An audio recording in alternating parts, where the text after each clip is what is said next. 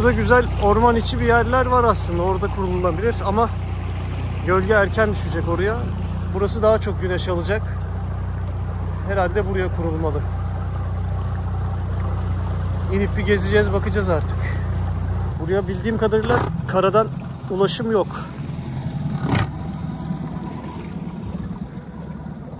İnşallah dalga da olmaz çünkü botu çekemem, burada çok dik. Ya da şöyle düzlüğe doğru çekeyim, ormanın içine yürüyeyim, değil mi?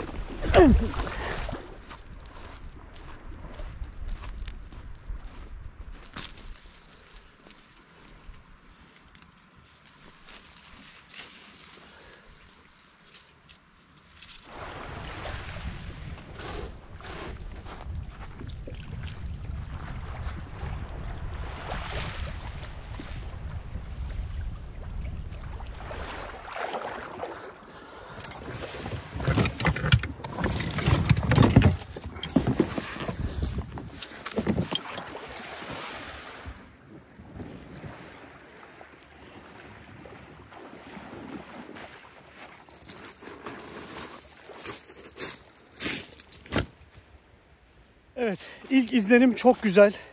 Buradan bile görebiliyorum birkaç tane baraka kurulabilecek nokta. Ama hepsinden önce üstümü değiştirmem lazım çünkü eşofmanım ıslandı.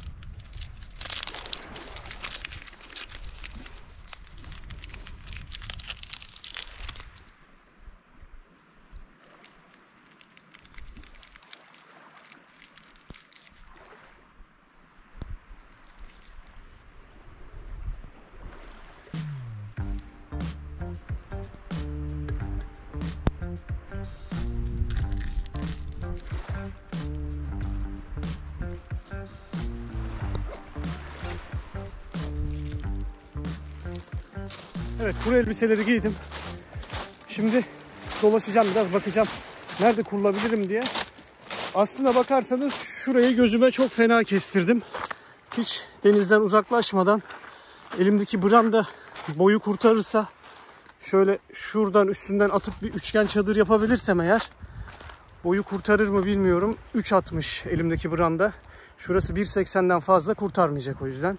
Neyse, burası listede 1 numara. Arkadan da tam domuz gelmelik o.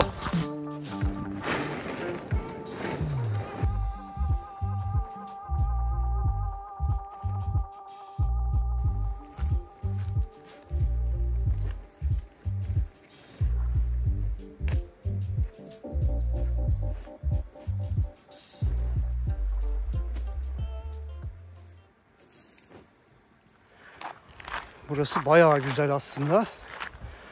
Burayı artık Ebru ile geldiğimiz zamanlara saklayalım. Yine de bakayım, çadırı kolay kurabileceğim bir nokta varsa. O ne be? Aa, su geliyor, iyi mi? Kanalizasyon suyu falan değildir herhalde. Baksam tadına. Kolera olur muyum? Ya tuzlu su. Nasıl olur ya?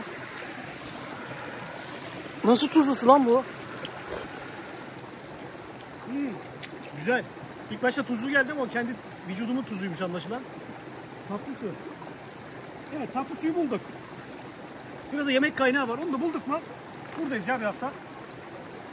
Oh!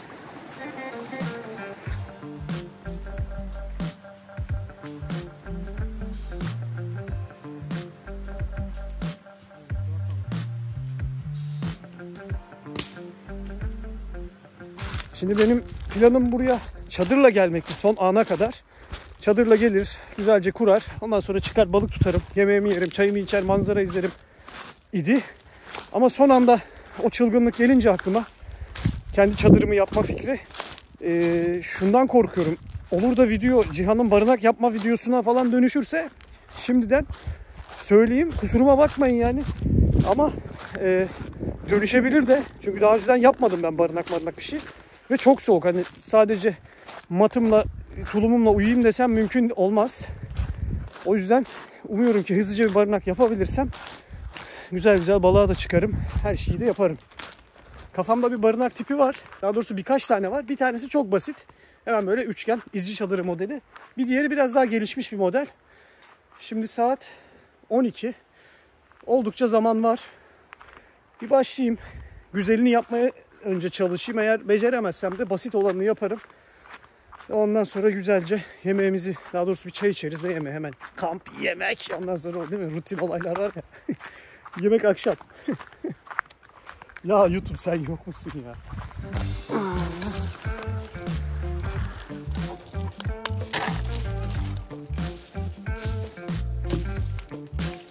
Büyük bir kuş. Kartal mı la o? Ölmüş. Ölmüş de 5'e bölünmüş hayvan. Bu ne acaba? Büyük bir kuş. Kargaya da benziyor. Ama bu kadar büyük karga olmaz.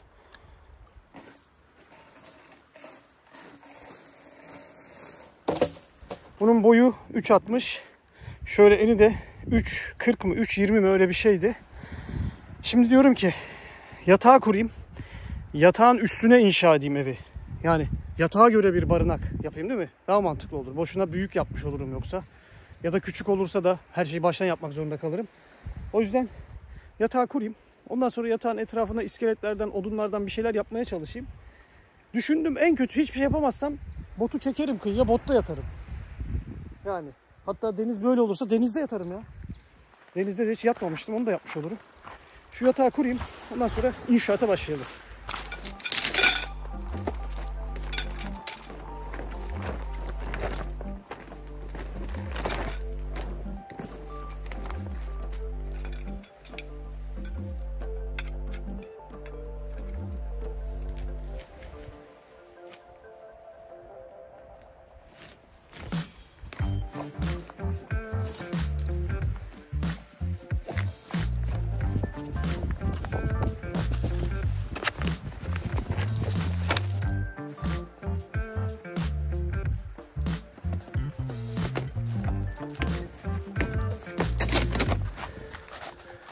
Yatağı kurduk.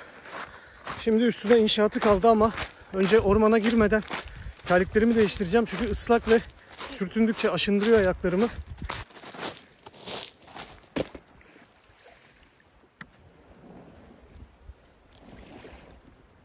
Ot sürtüyor. Çapa mı bıraktı acaba? Ulan çorabımı giydim, yine suya girmem gerekecek galiba. Ne kadar saçma ya. Burada bir parça var. Bunu kullanırım diye düşünüyorum. Bunun gibi 4-5 tane daha bulursam uzunca, kalın olması şart değil, çadırın iskeletini oluşturacağım. Buradan bir şeyler çıkabilir. Olabildiğince düz parçalar bulmam lazım. Şunun gibi. Düz ve sağlam parçalar. Şöyle bilek kalınlığının birazcık üzerinde olsa benim için yeter. Oo, çok iyi bu. Alıyorum bunları.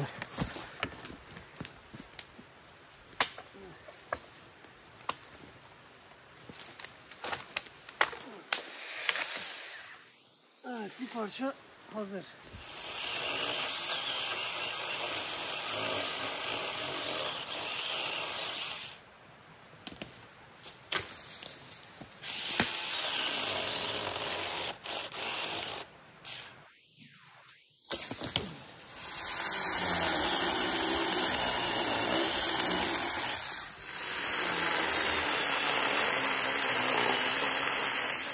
Evet. İkinci parça da tamam.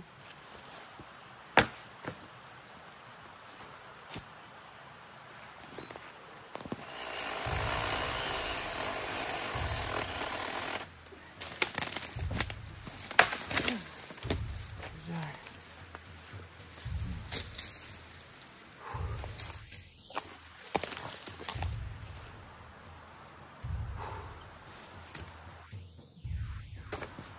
Hadi oğlum 3 parça daha ver abine. Şurada acayip güzel dümdüz bir parça gördüm. Eğer testere keserse şurayı bir geçmem lazım önce.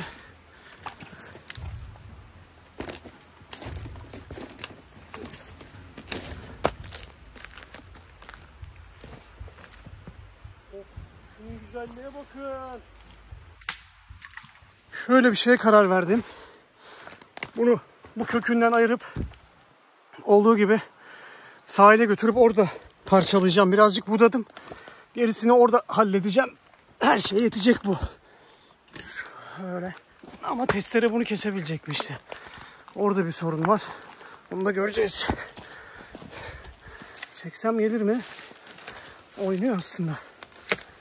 Oo.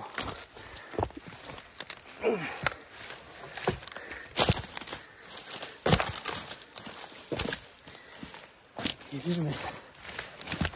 Gelebiliyor gibi de gelemiyor gibi de. Şunu iki elle deneyeyim ben. Yok.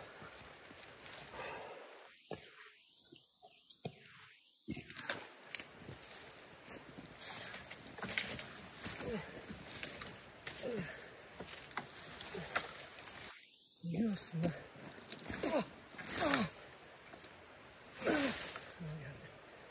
Bunu biraz daha budayacağım burada. Olduğu gibi götürüyorum sahile. Süper parça.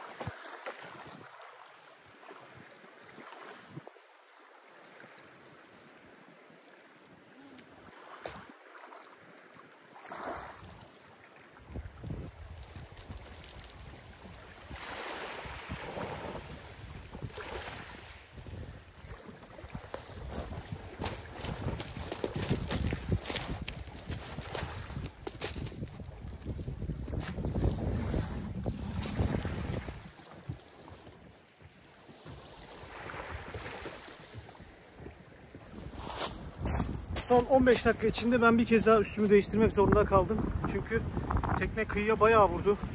Çapayı bıraktı herhalde. Suya girdim mecburen. Onu biraz daha açığa aldım ve atlarken mecburen derine atlamış oldum. Üstüm başım yine ıslandı.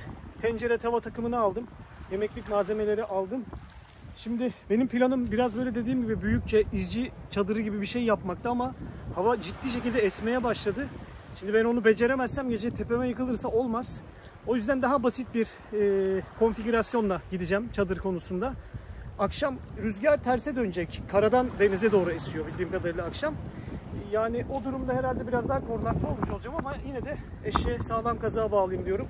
Daha basit böyle hemen sadece girip yatmalık bir barınak yapayım diye umut ediyorum. Onu da yapabileceğim mi bilmiyorum. 2 3 4 5 6 7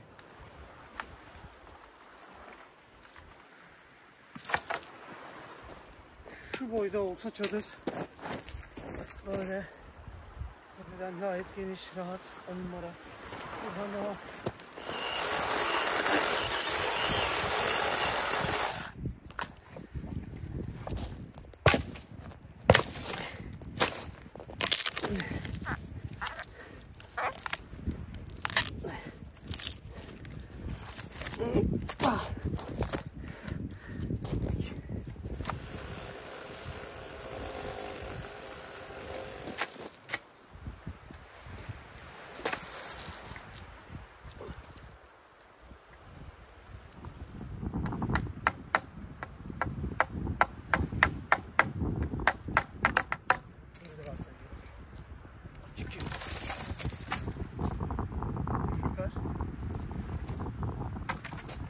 Bir tane atacağız.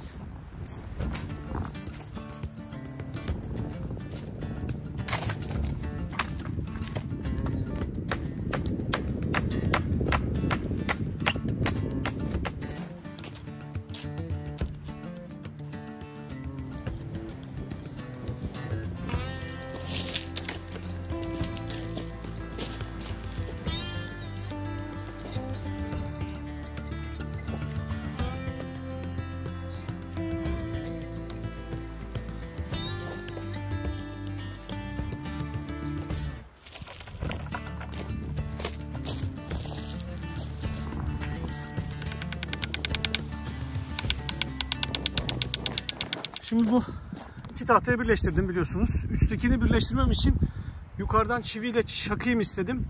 Ama çiviler yamulup duruyordu. Normalde bunu da yanlış yaptım tabii. Şu iki tahtayı yukarıda şu tahtayı araya sokacak boşluğu bırakarak çakmış olsaydım. Bir dahakine öyle yapacağız artık, neyse. Buraya çaktığım yamulan çivileri gördüğünüz telle bağladım. Şuradaki ağacın kopmuş olan kalın dalından da tutturdum onu. Gayet sağlam oldu bak. Yani en azından akşam fırtına gelmese sağlam yani, bilmiyorum.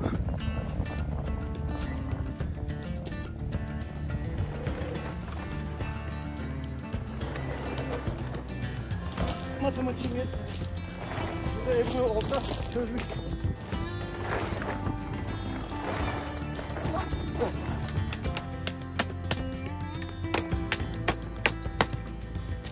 Bunlar rüzgarda atacaktır. Başta beslemek gerekecek.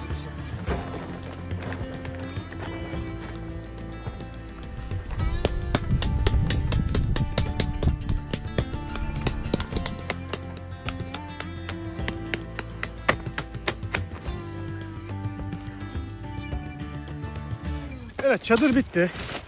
Tam olarak düşündüğüm gibi olmadı tabii ki. Hatta düşündüğümle alakası bile yok şu anda.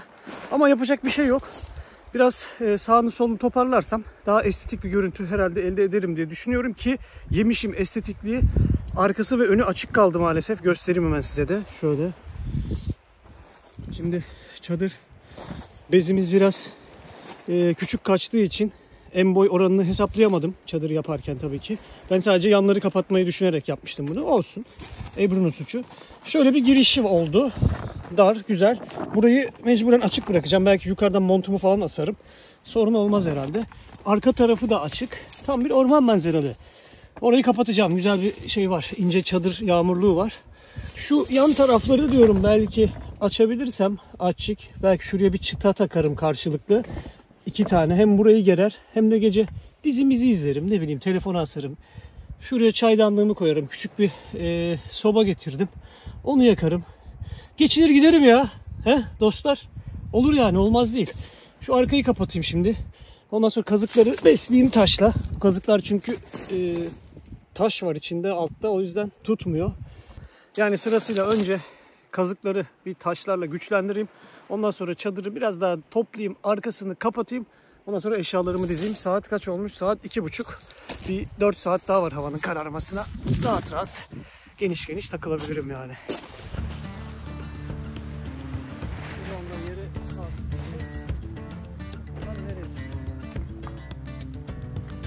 Şimdi rüzgar çıkarsa mandal kar etmez tabii ama.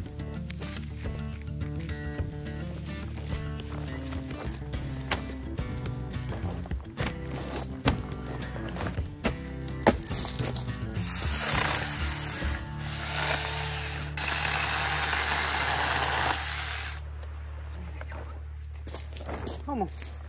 Oldu be. Bitti sayılır. Oh. Şöyle bir şey çıktı işte. Bence güzel, sağlam. Yani fırtına çıkmazsa idare eder. Fırtına çıkarsa taşları güçlendiririm. Onun dışında bir şeye gerek yok herhalde. Uçarsa da yapacak bir şey yok. Girerim botun içinde yatarım dediğim gibi. Bence güzel oldu. Vandallar tutarsa yine bir mucize olacak ama tutar. Taş. Şuraya biraz daha taş besleyeceğiz. İçeriye de bakalım. Son durum nedir? Şu giriştekileri kestik. Batabilecek şeyleri. Böyle bir durum. Bence gayet iyi. Şu nasıl olmuş? Güzel. Ağaç burada. Sırt dayamalık. Altı soğuk gelmez buralardan ya. 40 ayak var biraz. En fazla 40 ayak gelir. Ona da artık yapacak bir şey yok. Aslında benim kafamda şuradan şuraya bir tahta daha atmak vardı. Bu yan tarafını daha böyle açacaktım ama yapamadım. Beceremedim. Yapacak bir şey yok. Çadır tamam sayılır. Eşyaları getireyim. Şurayı biraz toparlamış olayım. Ondan sonra bir soluklanayım. Ondan sonra da yavaş yavaş yemek mi yaparız artık? Bilmiyorum. Balık mı tutarız? Bakacağız. Beraber göreceğiz.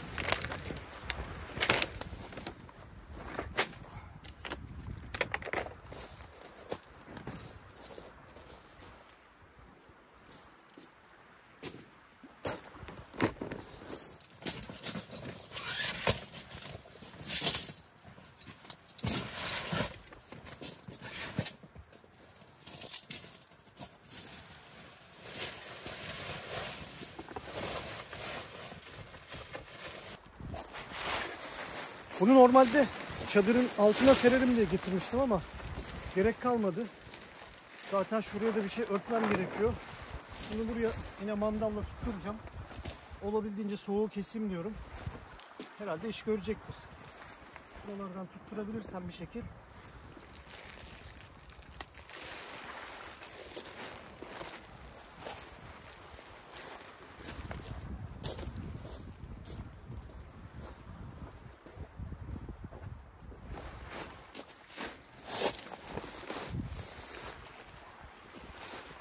Gayet kullanışlı.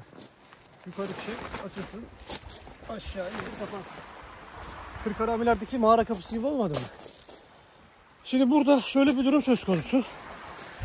Koy dalgayı şu taraftan alıyor. Böyle dolanıyor. Yani şurada böyle küçük bir girdap etkisi yapıyor dalga. O yüzden bot sürekli bu tarafa doğru gitmeye çalışıyor. Büyük ihtimal çapa kendini bıraktı. Ufak ufak böyle atıyor. Hava iyice soğumadan benim girip tekneyi biraz daha böyle açığa almam gerekecek. Diyorum ki acaba önce ateş toplayıp ateş yakayım bir kenarda. Yemeklik ateş yana dursun. O ara mı alayım yoksa şimdi mi alayım? Kararsız kaldım. Ne yapacağım bilmiyorum. Güneş şuradan aşağı düştü mü burası buz gibi olacak. Ve dün biraz küçük de olsa bir fırtına vardı. O fırtınanın aynısı gelirse kötü olur. Yani suya o saatte girersem üşürüm.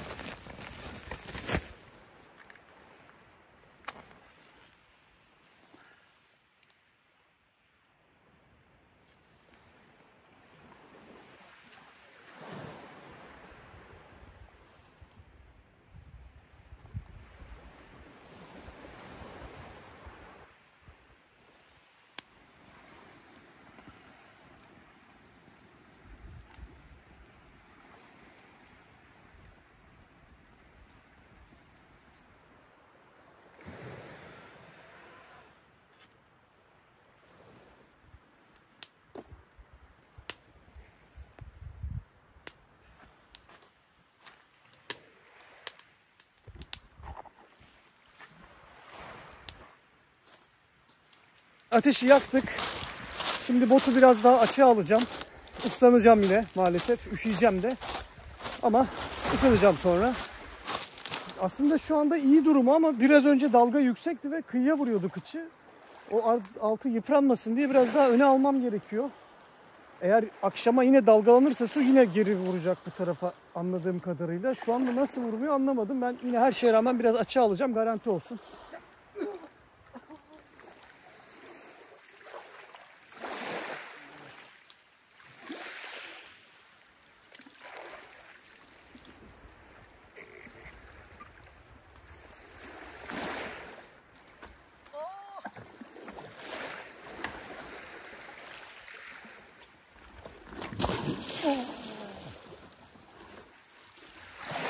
Bunu yapmam gerekiyordu, yoksa gece yapacaktım.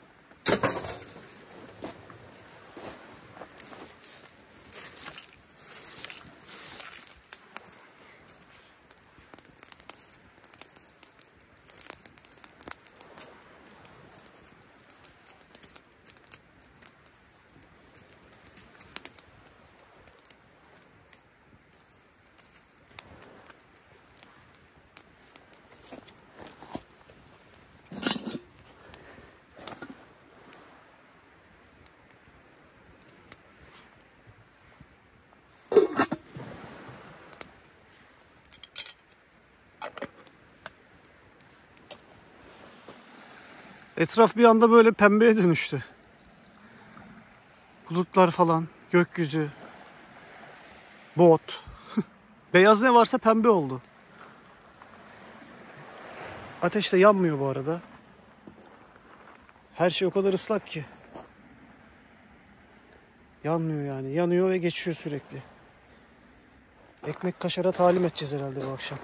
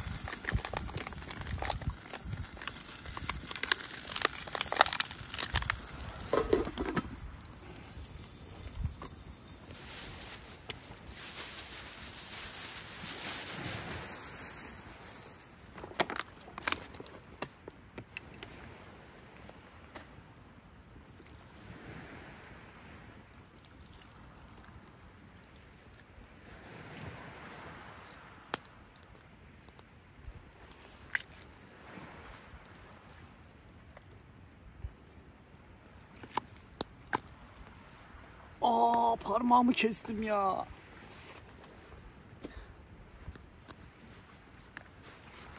Abi ben beceremiyorum bu yemek işini ya. Bas ekmeğe kaşarı ya arkadaş. Ne işin var senin? Et yemeğiyle, soteyle, tas kebabıyla ya. Ana nasıl kestim? Karanlık zaten bir şey görükmüyor. Ne işin var et yemeğiyle but yemeğiyle arkadaş ya. Bas sandviçi ye yani.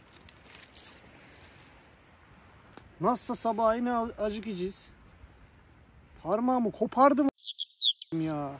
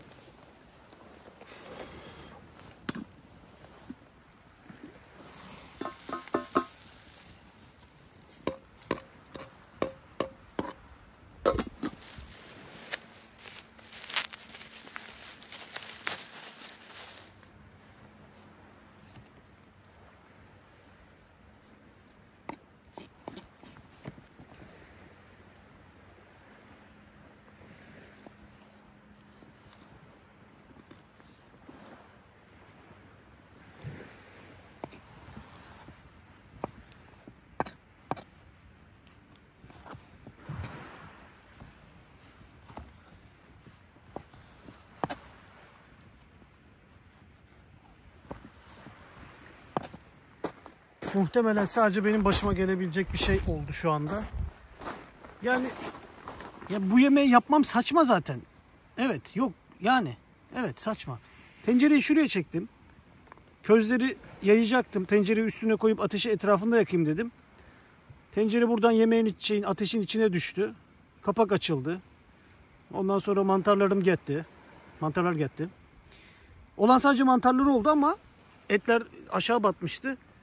Yine de tatsız bir şey oldu. Ateş söndü, fuş etti. Ben bir kez daha pişman oldum bu yemeği yaptığıma. Yani kampta böyle bir yemek yapma fikrini de nereden gördüm bilmiyorum. Gözüm çıkaydı görmeyeydim.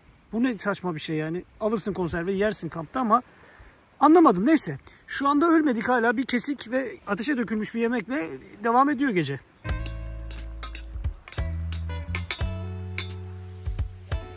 Arkadaşlar şaka maka yemek 10 numara geliyor. Deminki sözlerimden dolayı çok özür dilerim. Tencere yemeği konusunda yanılmışım. Tadı da güzel olursa sabah denize gireceğim. Kendimi cezalandıracağım.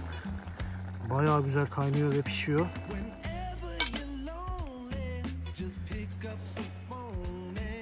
Oo. Nereye gidecek acaba?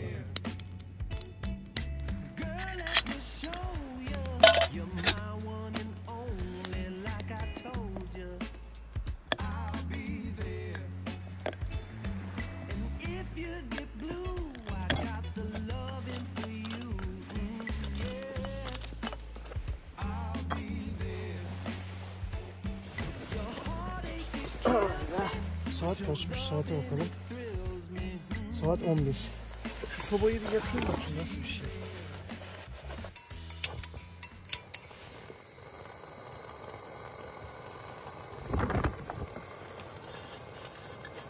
İmparator be. Gayet güzel ısıtıyor.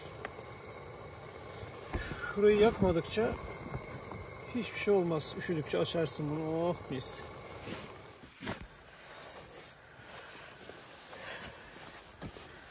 İyi geceler hepinize. Gece izliyorsanız uykudan önce günaydın. Sabah kahvaltıda izliyorsanız afiyet olsun. Ben yatıyorum, bay bay.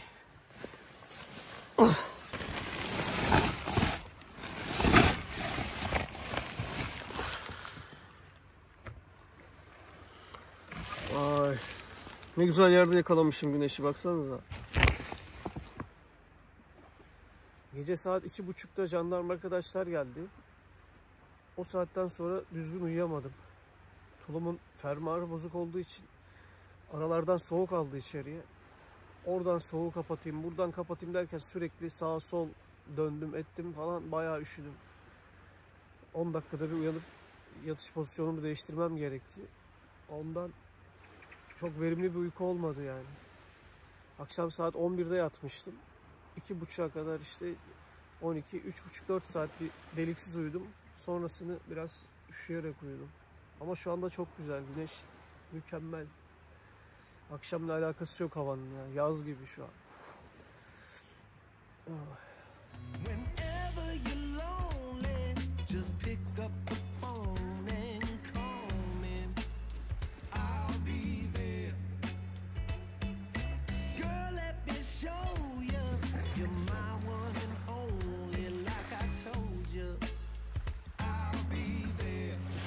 Evet, kampımız bitti.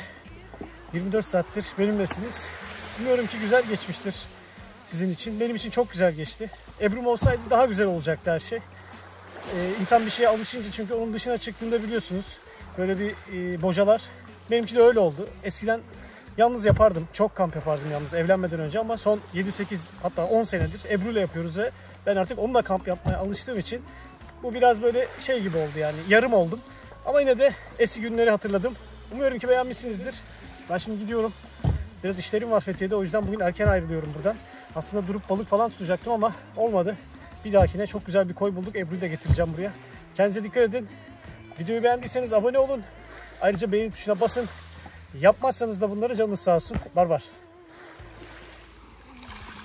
İlk defa böyle bir şey görüyorum. Yıllardır denizde kamp yaparım. Suyun üstü olduğu gibi duman, baksanıza. Baksana denize. Isı farkından olsa gerek.